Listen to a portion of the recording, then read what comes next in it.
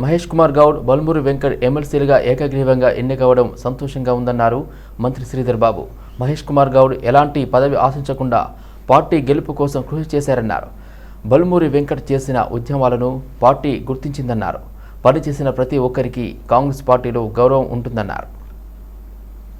మా Telangana Pradesh Congress party working president గారు మహేష్ గౌడ్ గారు, అదేవిధంగా రాష్ట్ర ఎన్ఎస్సీ అధ్యక్షులు సోదరులు బల్మూరి వెంకట్ గారు ఏకగ్రీవంగా శాసన మండలి సభ్యులుగా ఎన్నికైన తరుణంలో వారికి మా అందరి పక్షాన, ప్రభుత్వ పక్షాన, కాంగ్రెస్ పార్టీ పక్షాన వారికి హృదయపూర్వకంగా శుభాకాంక్షలు తెలియజేస్తూ, ఏ పదవులు ఆశించకుండా కేవలం పార్టీ పరంగా నిలబడుతూ ఈరోజు ప్రతిపక్షంలో కాంగ్రెస్ పార్టీ ఉన్నప్పుడు కాంగ్రెస్ పార్టీకి సంబంధించిన వ్యవహారాలు కానీ ప్రజా సమస్యలపై పోరాటం చేస్తూ ముందుకు నిలబడ్డ నాయకుడిని ఎంపిక చేయటం, అదేవిధంగా సోదరులు ఎన్ఎస్యుఐ అధ్యక్షుడిగా బల్మూరి వెంకట్ గారిని గత 9 సంవత్సరాల నుంచి టీఆర్ఎస్ పార్టీ ప్రభుత్వ పాలనలో అనేక ఉద్యమాలను చేపట్టి దాదాపు 60-65 కేసులు వారిపైనే ఉన్నాయి. ఒక యువకుడు చేసిన ఉద్యమాలకు సంబంధించి పార్టీ గుర్తించి ఈరోజు పార్టీ పరంగా నిలబడ్డ ప్రతి వ్యక్తికి తప్పకుండా గుర్తుపెట్టుకొని గుర్తింపు ఉంటుందని ఒక ఆలోచనతోనే మా సోదరులు మహేష్ గౌడ్ గారిని కానీ సోదరులు వెంకట్ గారిని కాంగ్రెస్ పార్టీ అభ్యర్థులుగా ఎంపిక చేసుకొని ఈరోజు వారు ఎన్నిక కావడానికి కారకులైన మా కాంగ్రెస్ పార్టీ నాయకత్వాన్ని మేము హృదయపూర్వకంగా శుభాకాంక్షలు తెలియజేస్తూ, పార్టీకి చేసిన సేవలను గుర్తించి ఎమ్మెల్సీగా అవకాశం ఇవ్వడం సంతోషంగా ఉందన్నారు మహేష్ కుమార్ గౌడ్. కాంగ్రెస్ పార్టీలో పనిచేస్తే పదవులు వస్తాయన్నారు. ప్రజా సమస్యలు పరిష్కారం కోసం కౌన్సిల్లో ప్రయత్నం చేస్తానన్నారు. కాంగ్రెస్ పార్టీ చాలా గొప్ప పార్టీ.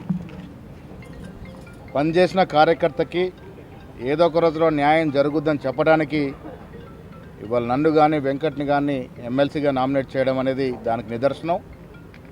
మొట్టమొదటిసారిగా కౌన్సిల్కి అడుగుపెడుతున్న మేము సీనియర్లు అయినటువంటి శ్రీధర్ బాబు లాంటి మంత్రి గారు కానీ, బట్టి గారు కానీ, రేవంత్ రెడ్డి గారు కానీ వారి అడుగుజాడల్లో వారితో సూచనలు సలహాలు తీసుకొని ప్రజా సమస్యల్ని ప్రతిబింబించుకు ప్రయత్నం చేస్తాం.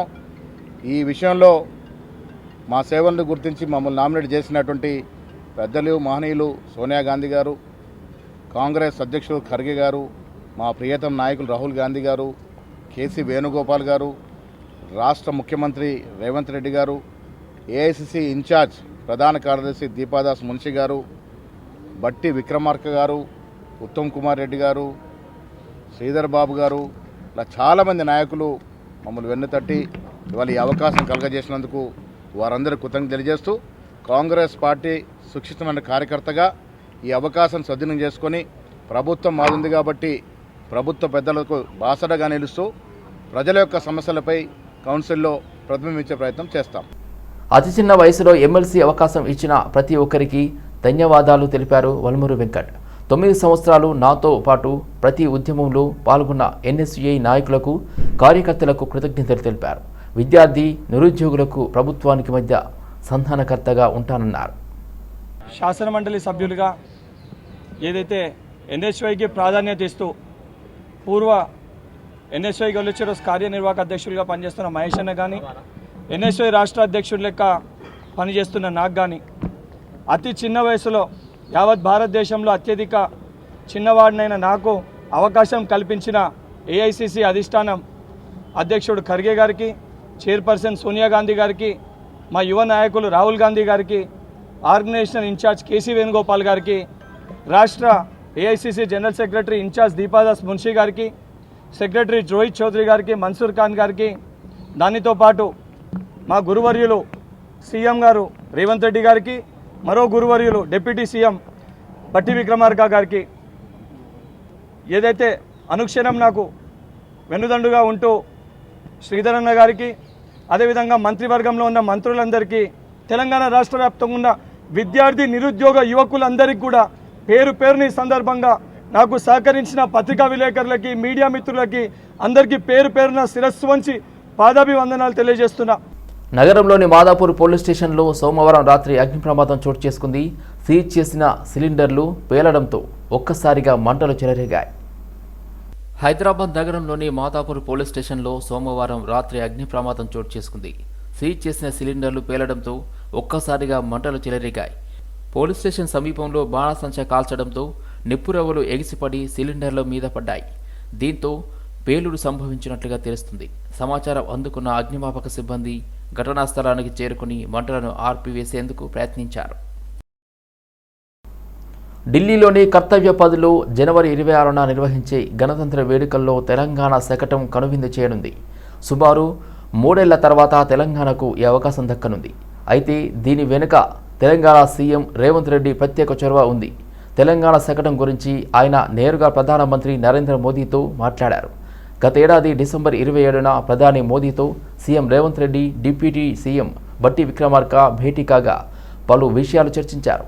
ఈ కార్యక్రమంలోని గణతంత్ర వేడుకల్లో తెలంగాణ శకటానికి అవకాశం కల్పించాలని ప్రత్యేకంగా విజ్ఞప్తి చేశారు.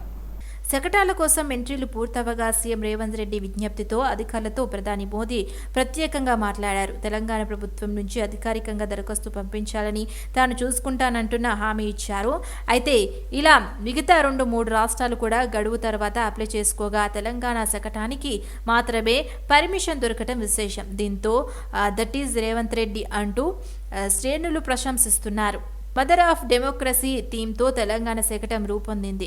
ప్రజల హక్కులను, ప్రజాస్వామ్యం విలువలను కాపాడే దిశగా తెలంగాణ సాయుధ పోరాటం జరిగింది.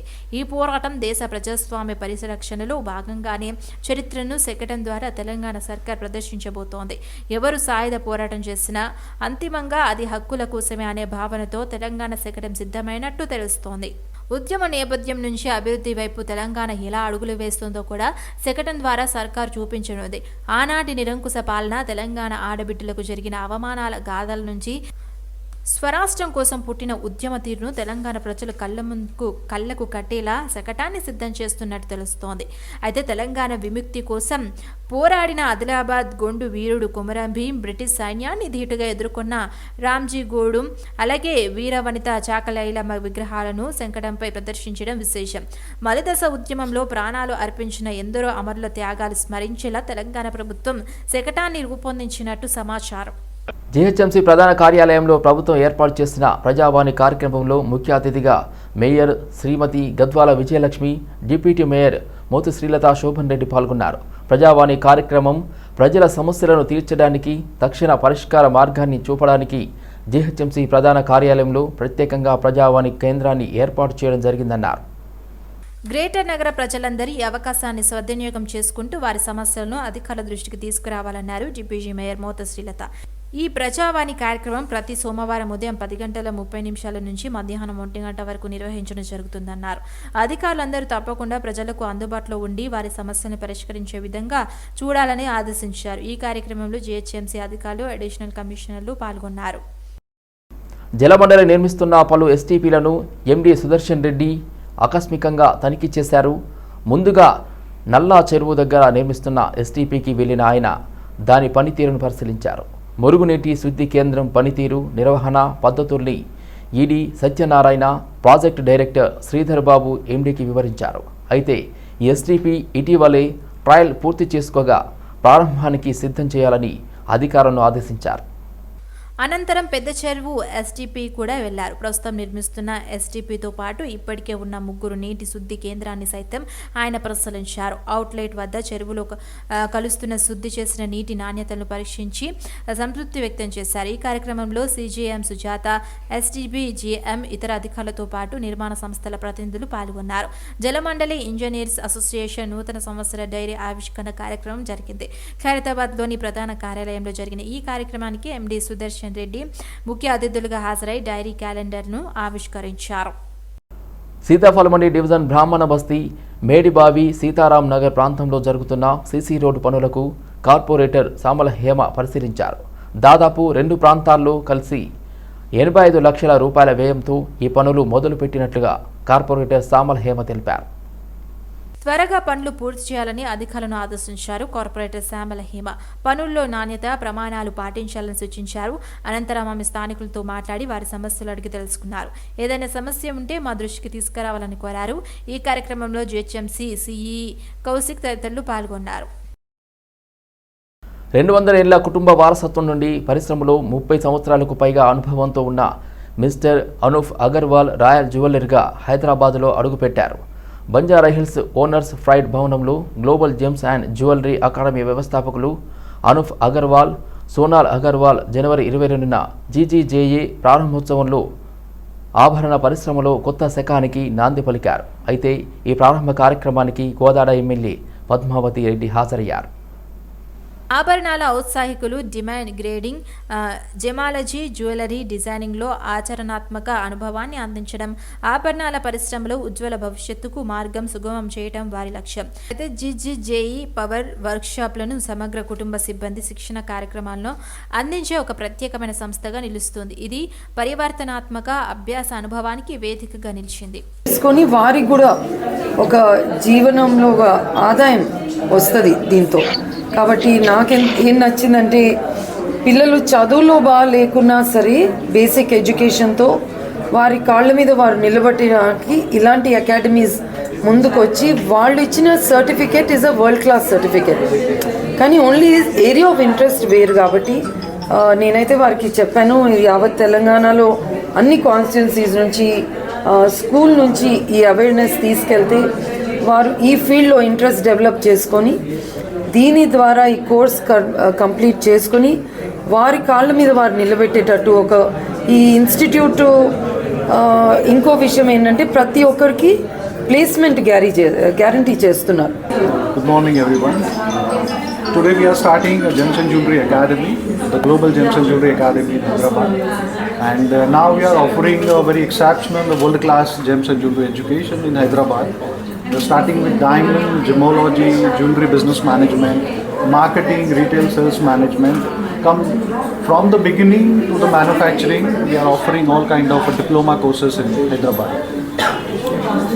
What is the course here and what is the course here and what is the criteria? The what fees is the qualification? The minimum qualification to enter in this courses are 12 pass. We can select some 10 students also, but that depends on their age and all. కేంద్ర ప్రభుత్వం ఆదేశాలను security printing press అధికారులు బేఖాతరు చేశారంటూ ఉద్యోగులు ఆందోళనకు దిగారు.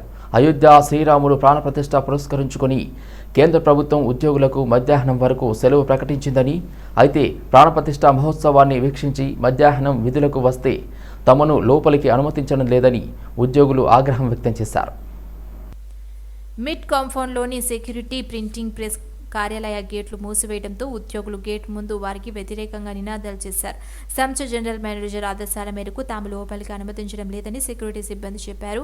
ప్రధానమంత్రి నరేంద్ర మోదీ ఆదేశాలకు కూడా ప్రింటింగ్ ప్రెస్ అధికారులు పట్టించుకోరా అని ఉద్యోగులు ప్రశ్నించారు. కావాలని అధికారులు తమను వేధిస్తున్నారని ఆరోపించారు. తమ సంస్థ కార్పొరేషన్ అయిన తర్వాత ప్రభుత్వం ఉద్యోగులపై వేధింపులు ఎక్కువ అయ్యాయని వారు వాపోయారు.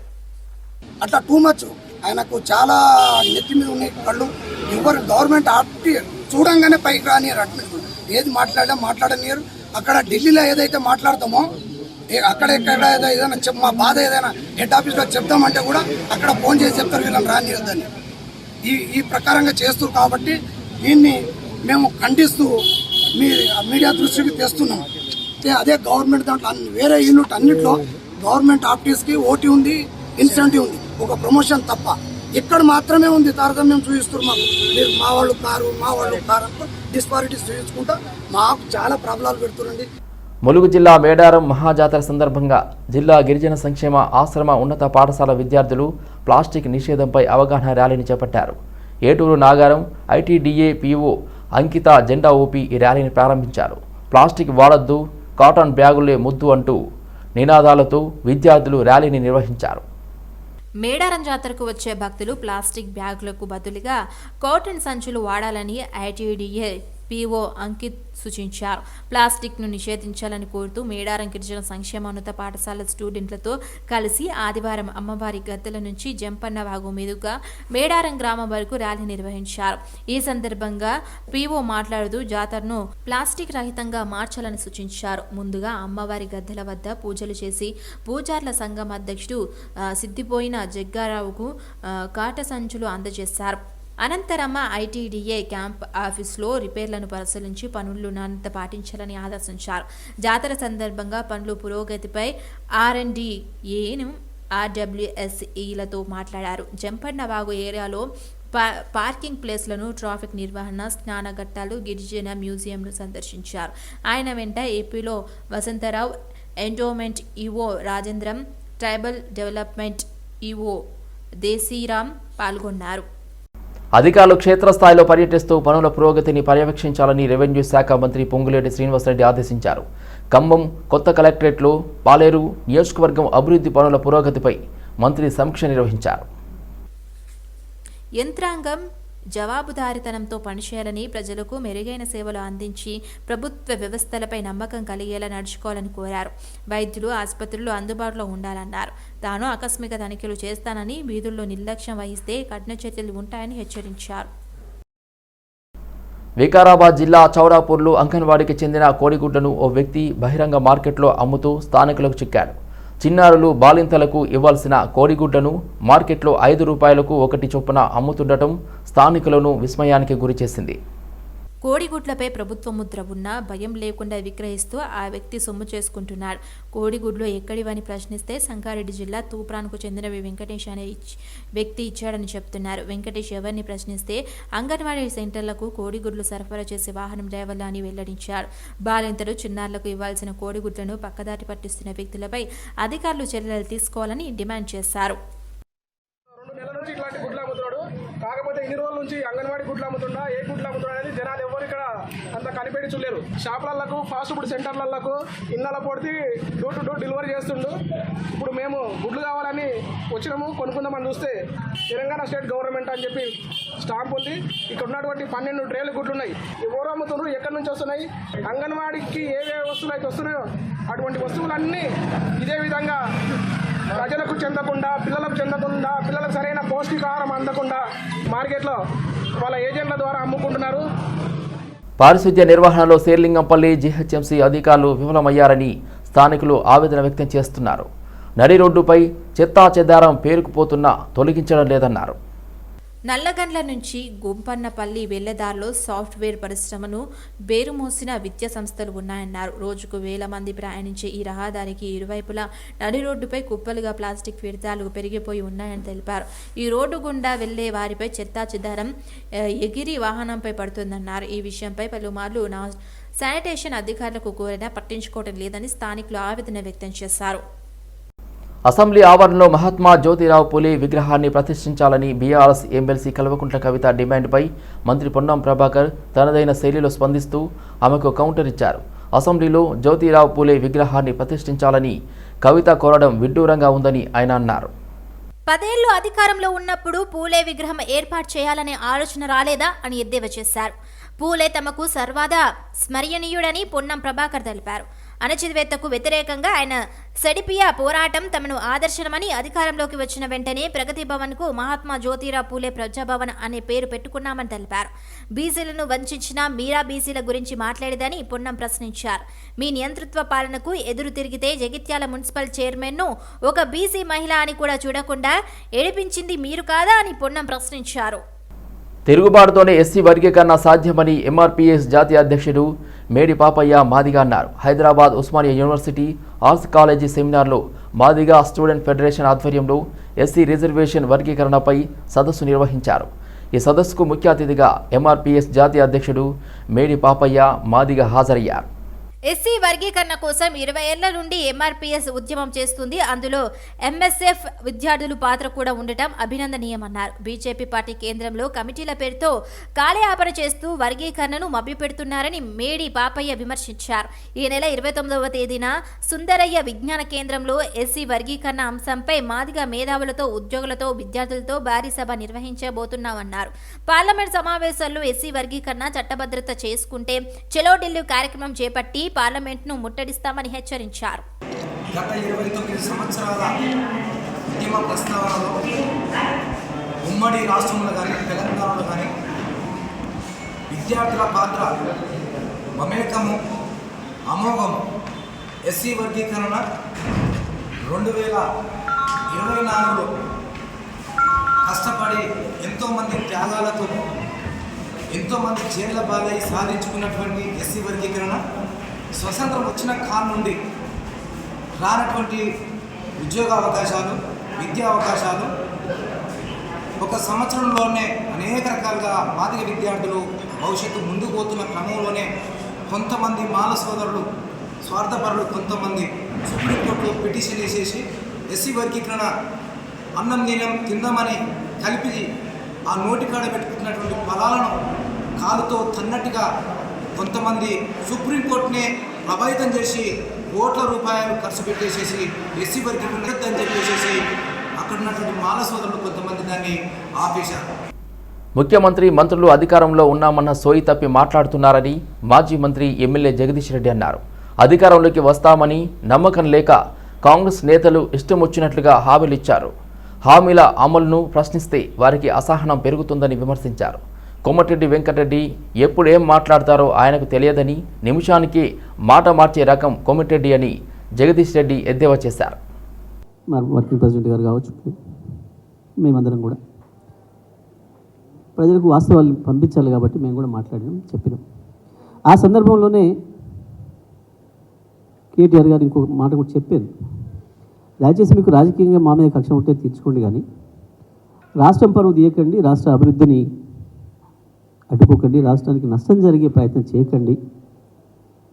మీరు రాజకీయాలు అనుకొని చేసే కొన్ని చర్యల వల్ల రాష్ట్రానికి దెబ్బ తగులుతుంది, అభివృద్ధి కుంటుపడుతుంది, నష్టం జరుగుతుంది. బడ్జెట్ పైన కూడా వాళ్ళు అవగాహన లేకుండా మాట్లాడుతున్న సందర్భంలో బడ్జెట్లో కొన్ని విషయాల్ని బయటికి మాట్లాడకుండా ఉండాల్సి ఉంటుంది ఎవరైనా సరే అనే విషయాన్ని కూడా స్పష్టంగా చెప్పాను, ఒక సలహాపూర్వకంగా కూడా చెప్పాను. వాళ్ళకి అవన్నీ తీసుకునే సోయి లేదు. అసలు ఈ రాష్ట్రం పట్ల, ఈ రాష్ట్ర అభివృద్ధి పట్ల వాళ్ళకి సోయి లేదు. ఇప్పుడు ఏం దొరుకుతుందా, ఏం చేద్దామా అని వేట కుక్కలాగా తిరుగుతున్నారు తప్ప ఇంకొకటి లేదు. యావత్ భారతదేశంలోనే కాకుండా ప్రపంచంలోనే ఒక దివ్యమైన మహోన్నత అయోధ్య బాలరాముని విగ్రహం ప్రతిష్ఠించడం ఎంతో అద్భుతమని డీడీ కాలనీ వెల్ఫేర్ అసోసియేషన్ అధ్యక్షుడు కొండా లక్ష్మీకాంత్ రెడ్డి అన్నారు. డీడీ కాలనీ వాసులు అయోధ్యలో జరుగుతున్న రామమందిర ప్రతిష్టాపన కార్యక్రమాన్ని ఎల్సీడీ ద్వారా వీక్షించారు. అయోధ్యలో రామాలయ నిర్మాణాన్ని నరేంద్ర మోదీ ఆధ్వర్యంలో నిర్వహించడం దేశం గర్వించదగ్గ విషయమన్నారు. అంతేకాకుండా నాటి యుగ పురుషుని రామ నామమును నేడు ప్రజల్లో కనువిందుగా కనిపించడం ఎంతో సంతోషదాయకమని అన్నారు.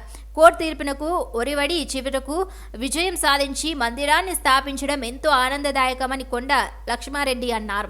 ప్రతి ఒక్క హిందువులు అయోధ్య రాముని దర్శించుకొని తరించాలని వారు కోరారు. ఈ కార్యక్రమంలో డీటీ కాలనీ వెల్ఫేర్ అసోసియేషన్ ఉపాధ్యక్షులు, జనరల్ సెక్రటరీ, కార్యదర్శులు, కాలనీ వాసులు తదితరులు పాల్గొన్నారు.